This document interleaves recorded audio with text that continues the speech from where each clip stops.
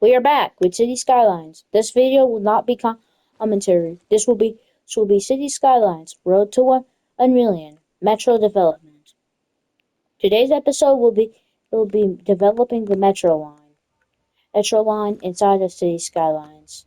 This is my mega city that I have made, and you're probably wondering, yes, there is a really big death issue that happens in this city. So, oh, you, I literally hide faraway notifications on. That's wh- that's why you only see, well, these buildings with dead people inside. First, we'll be developing the metro system. This will be a no commentary video, or I'm not really gonna say no commentary, but this will be commentary, or might not be commentary. I really don't know. First, I started off with the metros. Metro lines so also I'll give you guys quick tips. In city skylines, the best way to grow your population is by having employment. This is mainly what happens once you unlock the office zone. Once you unlock the office zone, you will have a pretty good amount of jobs. The best thing to do after you unlock the office zone is try to get the Heratron Collider, as it's one of the best ways to educate your citizens in game. Number two. Number two. This tip might actually be pretty helpful. Well, this isn't a tips video, but in general, what you should do in City Skylines is you should have efficient public transportation. This is one of the most crucial aspects in megacities. Most people will do public transport as it's easy and also as efficient. To be efficient. In City Skylines, you can actually make metros across highways. So, that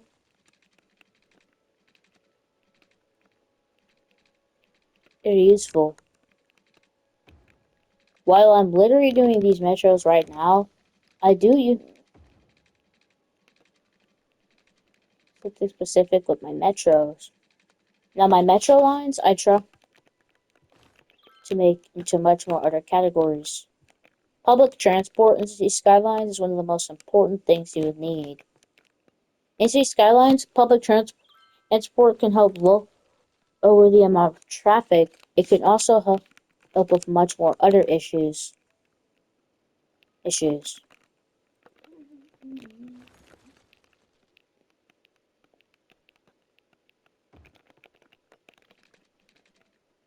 This is this map is actually based on my old Mega City in my old Dream City series, but I have actually remastered it. I remember this city and it's a whole lot less big, but actually has way more people.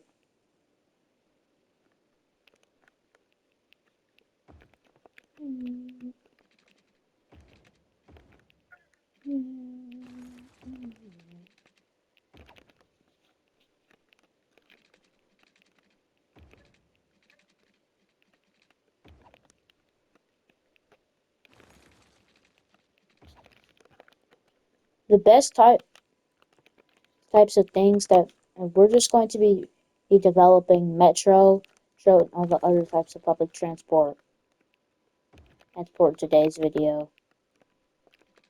Trains are a pretty good public transport, and they can actually be used a lot.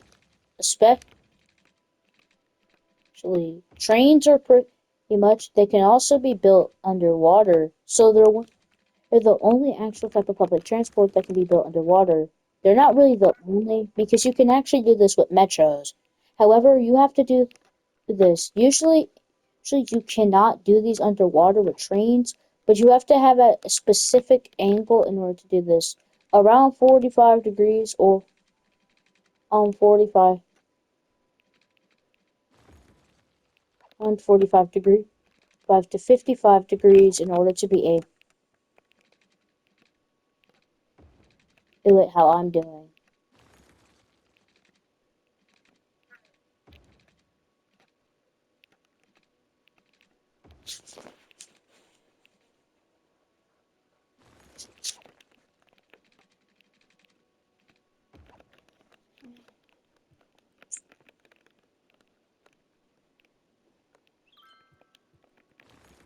In much bigger cities, will need better connection if you want to be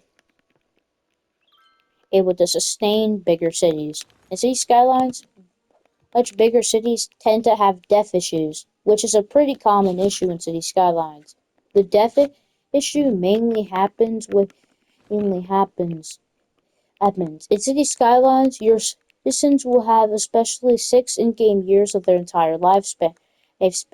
Even if their lifespan is up to 83 years, you'll still have a pretty big issue. Because once you start, and once 6 years passes by, you'll have massive death waves that go across the whole entire map, across your whole entire city.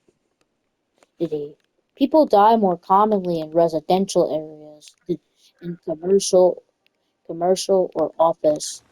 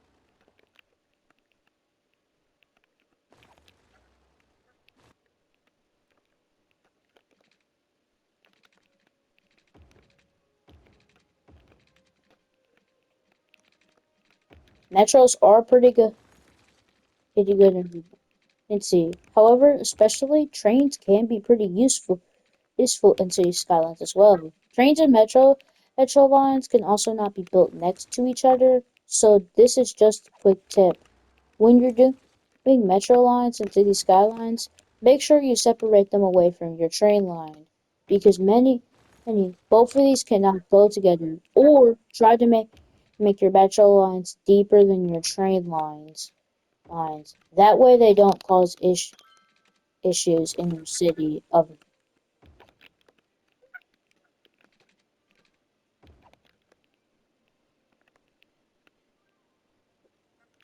your city. Mhm. How I got to 470,000 people into these skylines, I will make another video on that. When doing sewage, make sure if you make sure your sewage goes downstream or stays away from your water pumping stations.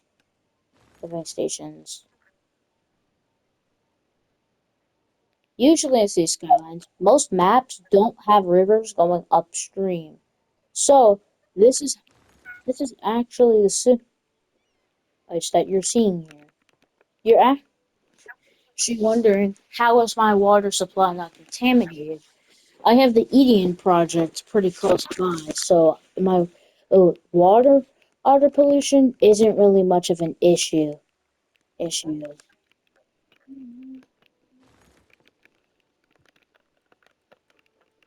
This is the amount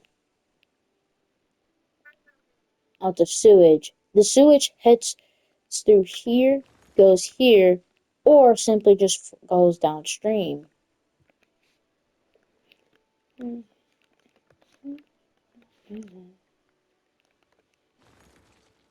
Into these skylines,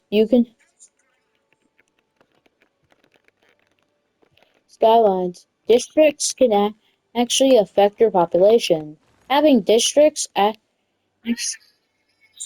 in these skylines, having districts actually can affect if people want to be in your city or not. It also affects how much people are heading into your city. The best way to do the districts is by putting them over natural resources areas. As you can check on the natural resources map.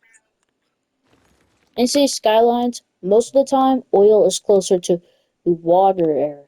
Yes. So either you have two options. Either you use an eating project to prevent your industry from polluting the water.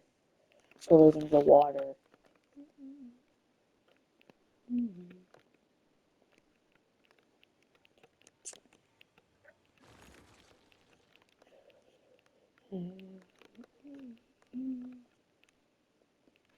When in city skylines, make sure you separate your incineration plants from your actual city. This can incineration plants can make residents unhappy, which is what you don't want. Also, they can cause ground pollution and noise pollution. Incineration plants have a noise pollution of up to 50. You'll see, you'll see here their noise pollution and their regular pollution. These are the pollutions caused by both landfills and incineration plants. This is also the pollution caused by water drain pipes and sewage treatment plants.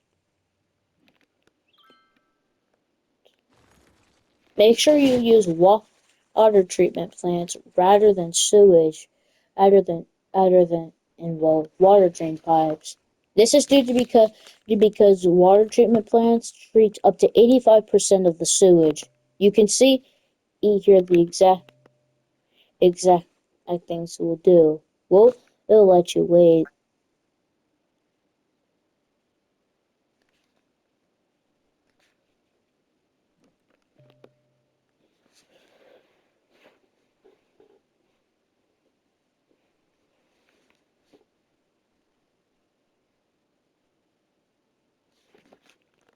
When unlocking the EDN project is actually one of the best ways to get it attention in your city. The EDN project also helps with your city in a couple other ways. Other ways. Other ways. The EDN project also does one other thing. It also basically prevents all pollution in your city. Your city.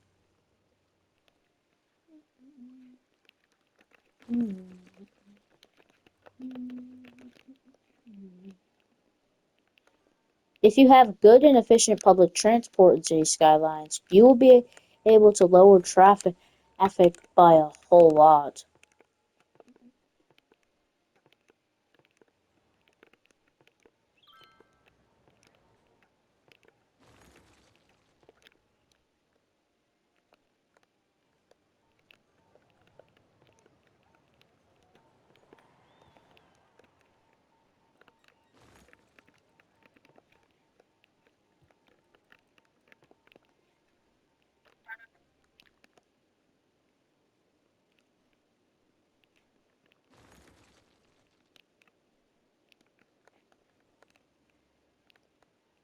Every time you're in city skylines, also make sure to connect you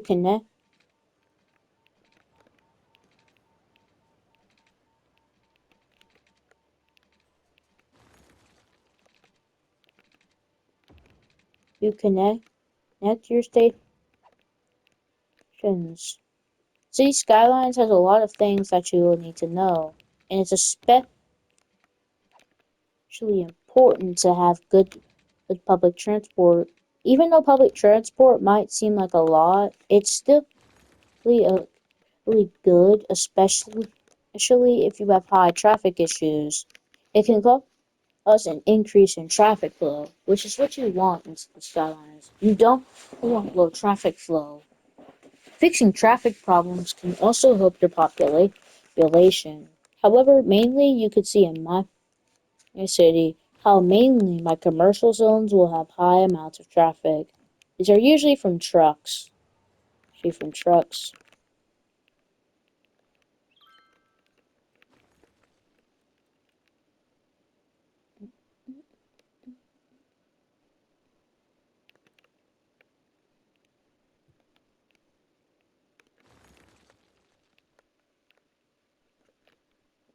Alright.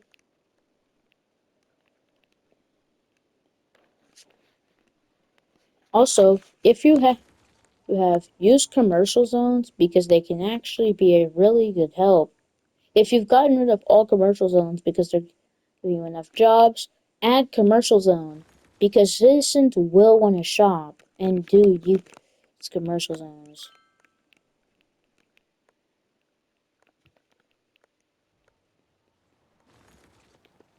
Okay, we've only done a little bit for today's episode because I wasn't going to do a whole lot. So, I'll see you guys in the next episode.